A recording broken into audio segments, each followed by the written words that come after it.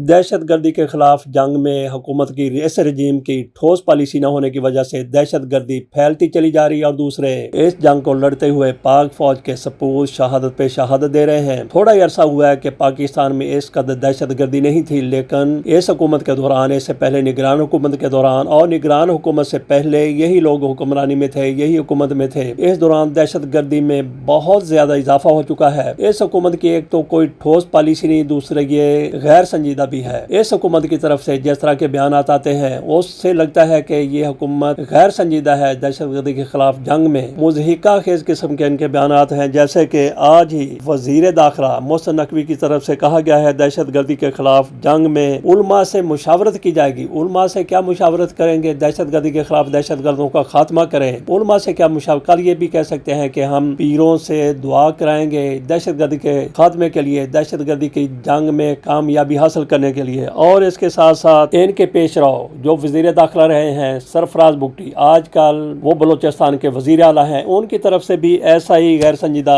बयान दिया गया। उन्होंने कहा है कि बलोचिस्तान में दहशत गर्दों को कोई रियायत नहीं मिलेगी। गोया कल तक ये उनको रियायत दे रहे थे, आज ये उनको रियायत देने के लिए तैयार नहीं है। और फिर ये देख लें कि शहबाज शरीफ साहब पाकिस्तान के वजीर आजम, उनकी तरफ से कभी दहशत गर्दों के साथ मुज़ाकरात की बात की जाती है और कभी वो इनकार कर देते हैं। कभी वो कहते हैं दहशत गर्दों के साथ सवाल ही पैदा नहीं होता कि किसी किस्म के मुज़ाकरात किए जाएं। कभी वो कहते हैं कि इनको कौमी धारे में लाने के लिए इनके साथ मुज़ाकरात किए जा सकते हैं, इनके साथ बात की जा सकती है। इससे अंदाजा किया जा सकता है कि हमारी हुकूमत कितनी ज्यादा संजीदा है दहशत गर्दी के खात्मे के लिए। और दहशत गर्दी फैलती ही चली जा रही है। पाक फौज के सपूत उसमें शहीद हो रहे हैं। ये दहशत गर्दी कहाँ से आ गई? अफगानिस्तान से पाकिस्तान में ये एक्सपोर्ट होके इम्पोर्ट हो रही है दहशत गर्दी। कहा जाता है कि वहाँ पे तालिबान हुकूमत है और तालिबान हुकूमत की तरफ से TTP को वहाँ पे पनाह गाहें दी गई हैं। अख्तर मेंगल की तरफ से भी दहशत गर्दी के हवाले से बात की गई है। उन्होंने कहा है कि बलोचिस्तान में मजदूरों के कत्ल में बलोचिस्तान के लोग मुलव्वस नहीं है, कोई तीसरी ताकत ये खेल खेल रही है। इनकी इस बात पर तवज्जो देने की जरूरत है। जबकि हमारे यहाँ एक टारगेट कर लिया गया है कि इन लोगों को पकड़ना है, इन लोगों को मारना है, तो बिल्कुल उन लोगों को किसी किस्म की रियायत नहीं मिलनी चाहिए जिनके बारे में आपको यकीन है कि ये दहशत गर्दी में मुलव्वस हैं। लेकिन वहाँ की सियासी सूरत हाल, वहाँ की सियासी क़यादत को जरूर मद्देनजर रखने की जरूरत है। उधर मौलाना फजलुर रहमान की तरफ से कहा गया कि दहशत गर्दी के खिलाफ ताकत इस्तेमाल ना की जाए। मौलाना फजलुर रहमान का मशवरा भी बिल्कुल दुरुस्त है, लेकिन यहाँ पे ताकत इस्तेमाल करने की जरूरत है, वहाँ पे ताकत इस्तेमाल की जाए। और जहाँ पे मौलाना फजलुर रहमान मशवरा दे रहे हैं कि ताकत का इस्तेमाल ना किया जाए, तो हर जगह पे आप ताकत का इस्तेमाल करके नताइज हासिल नहीं कर सकते। आपने नताइज हासिल करने हैं, पाकिस्तान से दहशत गर्दी का खात्मा करना है, खुसूसी तौर पर बलोचिस्तान को पुरअमन बनाना है, तो उसके लिए आपको दोनों पहलुओं को मद्देनजर रखना होगा कि कहाँ पे ताकत इस्तेमाल करनी है, कहाँ पे आपने मुज़ाकरात करने हैं। TTP के साथ किसी सूरत मुज़ाकरात नहीं हो सकते, लेकिन वहाँ पे बलोचिस्तान की अलहदगी पसंद भी कार्रवाइयाँ कर रहे हैं, उनको कौमी धारे में लाया जा सकता है। जहाँ तक तालिबान का तल्लुक है, उनके साथ भी राब्ते, तालिबान से मतलब कि TTP, उनके साथ राब्ते भी होने चाहिए, लेकिन उनके साथ सख्ती से ही निपटना जरूरी है। पाकिस्तान में लाखों अफगान पनाह गुज़ीर आज भी मौजूद है। जैसा कि अक़वाम मुत्तहिदा की तरफ से कहा गया है कि अफगानिस्तान में सबसे बड़ा दहशत गर्दों का ग्रोह वो TTP है और वो पाकिस्तान में हमले करता है, पाकिस्तान में दहशत गर्दी करता है, पाकिस्तान में मुदाखलत करता है और उनको तालिबान हुकूमत की मदद हासिल है, तआवन हासिल है। इसमें भी कोई शक नहीं है कि पाकिस्तान में दहशत गर्दी मजहबी इंतहा पसंद कर रहे हैं या अलहदगी पसंद कर रहे हैं या कोई तीसरा ग्रुप कर रहा है। सबके पीछे इंडिया का हाथ है और तालिबान हुकूमत भी इंडिया के साथ मिल चुकी है। पहले वहाँ पे अहमद करजई और अशरफ गनी की हुकूमत थी, वो प्रॉक्सी बने हुए थे इंडिया की। उम्मीद यही थी कि तालिबान की हुकूमत आ गई है। जैसे पाकिस्तान में कभी भी आज तक क़याम के बाद अफगानिस्तान की तरफ से खैर की खबर और ठंडी हवा नहीं आई थी, सवाए 5 साल के जो मुल्ला उमर का दौर था। इस दौरान पाकिस्तान के लिए अफगानिस्तान से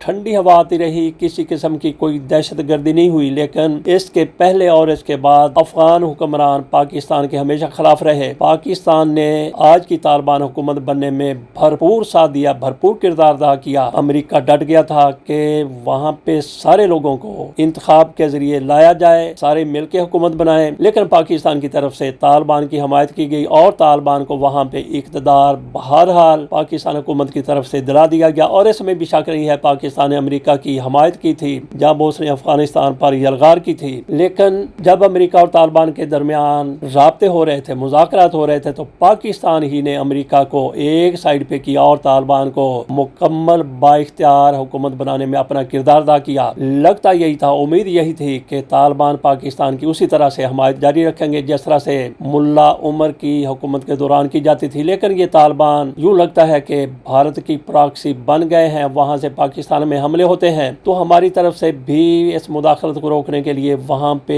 एयर अटैक किया गया था। इससे पाकिस्तान और तालिबान के दरमियान एक और दरार पैदा हुई जो बढ़ती बढ़ती बहुत आगे जा चुकी है। इस हवाले से तालिबान हुकूमत के साथ मुज़ाकरात किए जा सकते हैं, जिस हद तक भी मुमकिन हो सकता है मुज़ाकरात होने चाहिए, लेकिन टीटीपी को किसी सूरत माफी देने की जरूरत नहीं है। अगर टीटीपी के लोग कौमी धारे में शामिल होना चाहते हैं तो उनकी तरफ से फिर राब्ता किया जाना चाहिए हुकूमत के साथ। बाकी जहाँ तक तल्लक है इनका बलोचों का जो अलहदगी पसंद है, वो पहले भी एक बड़ी तादाद में कौमी धारे में शामिल हो चुके हैं। उनको दहशतगर्दी से रोकने के लिए, उनके भारत के साथ राब्ते खत्म करने के लिए उनके साथ मुज़ाकरात की जरूरत वाकई है, लेकिन इसके लिए हुकूमत का संजीदा होना नहायत जरूरी है। जबकि हमारी हुकूमत संजीदगी का मुजाहिरा नहीं कर रही और इनके बयानात एक दूसरे से बढ़कर मुज़हिका खेज हैं। मोहसिन नकवी का यह कहना कि दहशतगर्दी के खिलाफ जंग में उलमा की मुशावरत ली जाएगी। उलमा आपको क्या मुशावरत देंगे? क्या उलमा इकराम से आपने फतवे लेने हैं? फतवे तो पहले ही उनकी तरफ से दिए जा चुके हैं। तो देखते हैं कि हुकूमत आइंदा क्या लाहा अमल इख्तियार करती है। तो बाकी पाक फौज की तरफ से कोई कसर दहशतगर्दों के खात्मे में नहीं छोड़ी जा रही। तो पाक फौज को चाहिए कि इनकी गर्दन पर हाथ रखें, रजीम की गर्दन पर, इनके जो